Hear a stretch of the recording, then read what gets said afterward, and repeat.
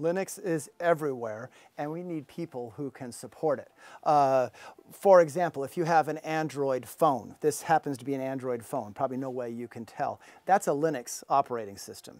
They just rebranded it and call it Android.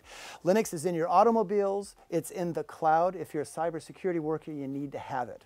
That's why the industry asked us, hey, you need to have a Linux education standard out there. So we created Linux Plus.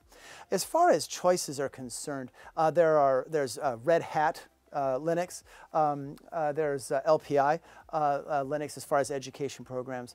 What sets Linux Plus apart is a couple of things. First of all, we have made this a very hands-on exam. It's a single exam. It's something that we feel is a tough one, but it's also achievable, more affordable, and it really focuses on the essential skills that you need to know today. So whether you're working with somebody who's a security professional and maybe needs to hone his or her skills a little bit more, Linux is a great option.